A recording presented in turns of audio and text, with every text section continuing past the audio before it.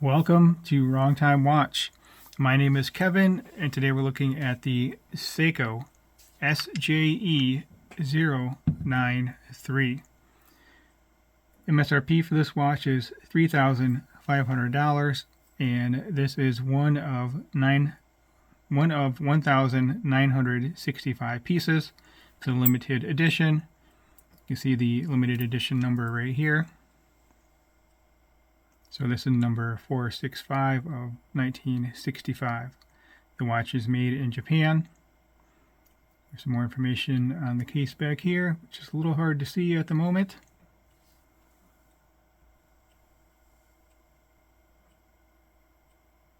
There we go. So we have looks like a seal and a dolphin on the case back. This is the movement number 6L3700A0. A diver's watch 200, so it's ISO certified to 200 meters water resistance.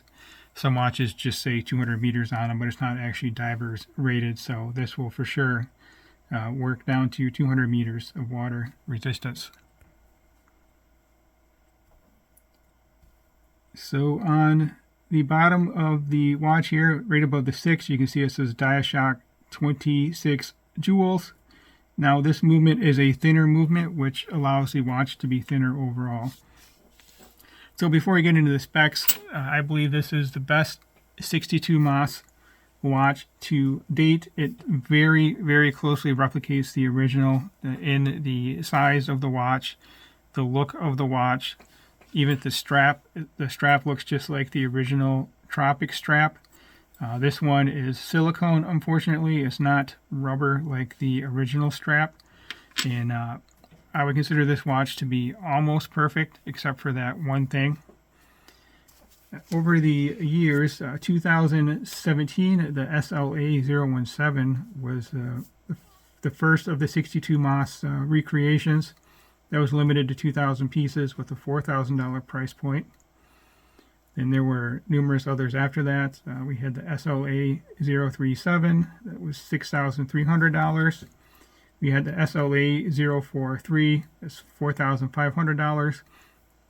I was very tempted to buy one of those, but the thickness kind of put me off as 14 millimeters thick, and the lug to lug is 48. It does have the nice ever brilliant steel, however. But this one it's the best one. I mean, it's 46.5 millimeter lug tip to lug tip, 38 millimeter diameter, 12.5 thick. The one downside is it does have 19 millimeter lugs, but that's what was on the original, so they're matching the original very, very closely. The strap tapers down to 18 millimeter.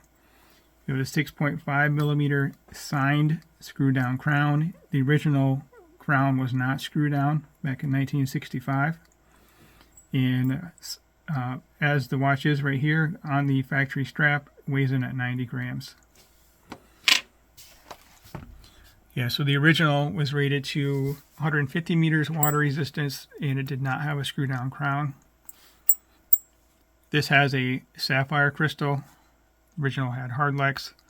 This has a stainless steel bezel insert with super hard coating, so I'm not sure if that is PVD or DLC coating on here.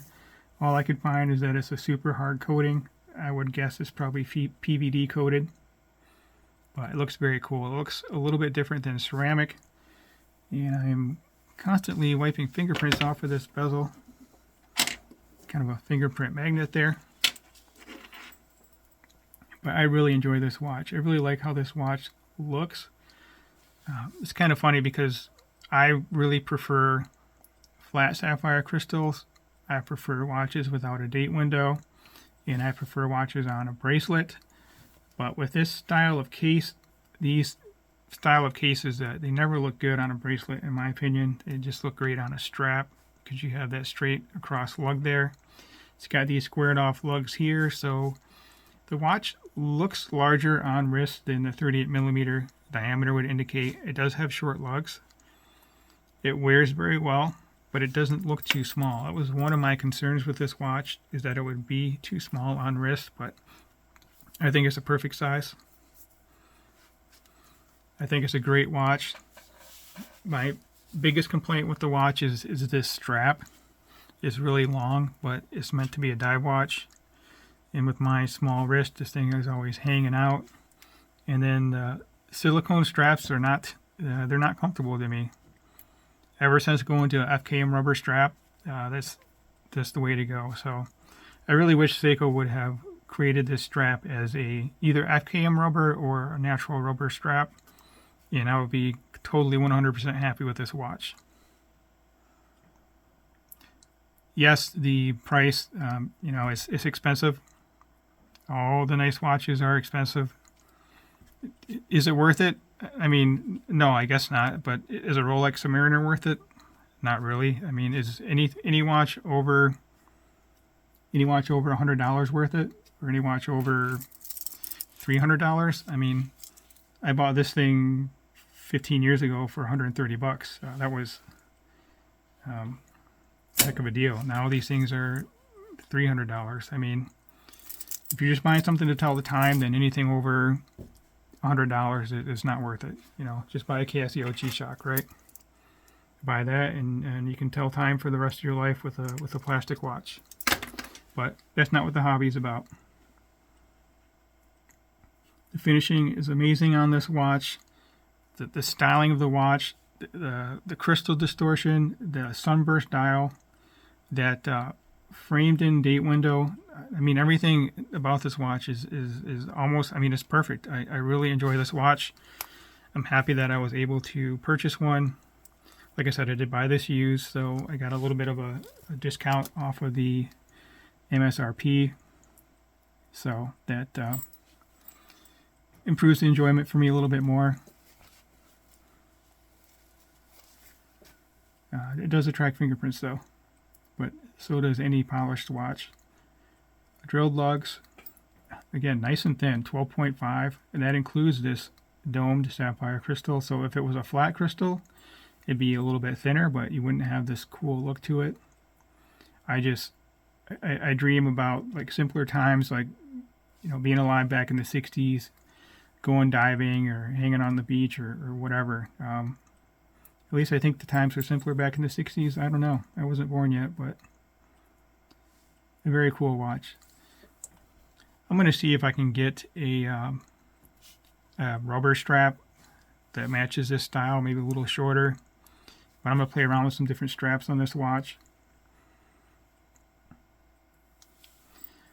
Okay, into the movement. The movement, as I mentioned, is a thinner movement, and it also is a high beat rate. It's 8 beats per second.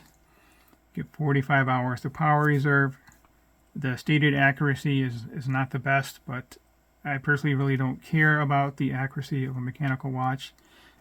For me, the big things are the brand. Actually, the most important thing to me is the styling of the watch, the overall styling, and I really like the styling of this watch.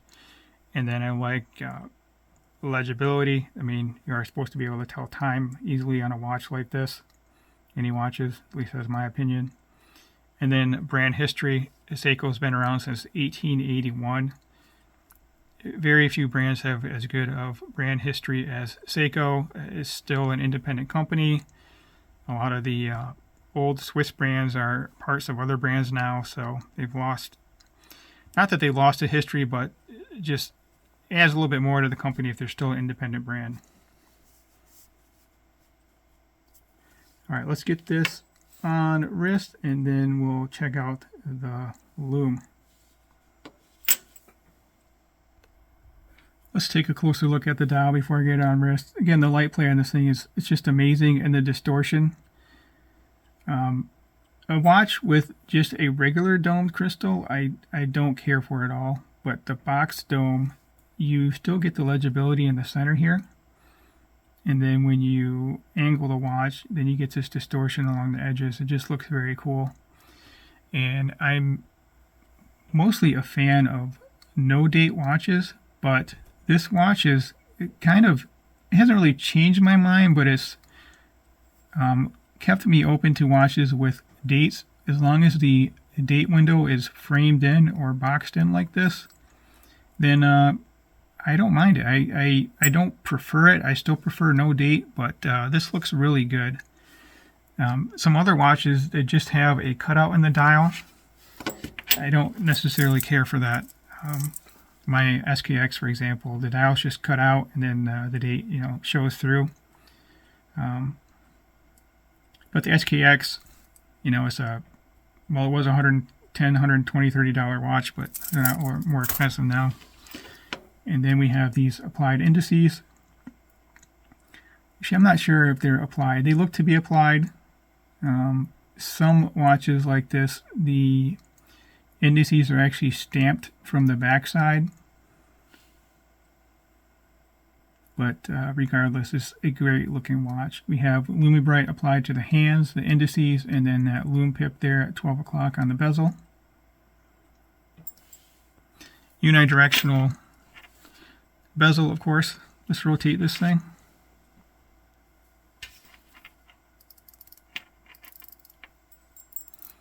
Bezel actions feels fine to me. It doesn't have that spongy, rubbery feel. Maybe a little bit, but nothing crazy.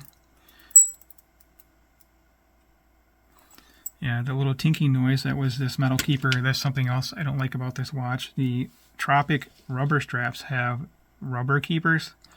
I really wish this had a silicone keeper. Well, rubber, really. If this had a rubber bracelet, it would be awesome. And we do have a milled buckle and a milled tang. And it's not signed with Seiko on there. It is on the back side, but you're not going to see that when it's on wrist. I do have some other watches I'll be comparing this watch to in the future, talking a little more about the price point or the value of the watch, whatever you want to call it. I do have a Black Bay 58, which very similar price point to this watch back when I purchased it. I think MSRP was $3,700 when I bought that one.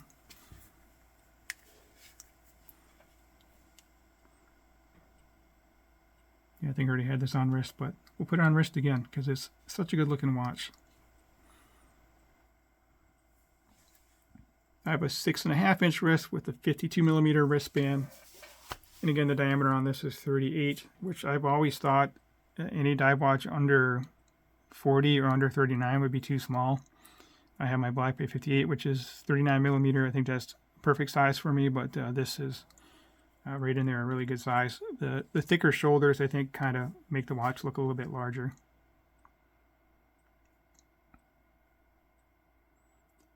All right, let's take a look at the lume. I think I'll compare it to, I'll get the Submariner. I'll compare the lume to the Sub. So here's a quick side-by-side look at two iconic dive watches. The first Seiko dive watch, again, came out in 1965, and then the Rolex first dive watch, the Submariner, came out in 1953, and then the first dive watch was the Blancpain 50 Fathoms, which also came out in 1953. So two iconic dive watches here. This Submariner is not the same size as the original Submariner, but this is the only one I have, so just a quick look here. Thicknesses, I think, are the same. The Submariner is rated at 300 meter water resistance, though. But 200 is more than enough for anything I need. 100 is perfectly fine for my needs. But anyway, let's take a look at the lume here. I do have a sailcloth strap for this that I'll be installing here shortly, and then we'll report out on that in the near future. So let's take a look at the lume. Lumibright versus Chromolite. The Submariner is off the table a little bit more, so it may appear to be a little bit brighter, but anyway, let's take a look. Well, the Seiko definitely is brighter, for sure. Yeah, I think I'm going to have both of these watches in my collection for a long time. really not planning to sell either of them. I can't say which one I like more. I like them both the same. Well, if you haven't subscribed yet, please hit that subscribe button. I really appreciate it. It really does help me out. And as I stated, the loom on the Seiko is much better. We can see the loom is on all three hands. See the second hand rotating around. And there is a little bit of loom at the 3 o'clock position that has to be there in order for this watch to be ISO certified. Well, that will conclude this video. As always, thank you for your time and thank you for watching.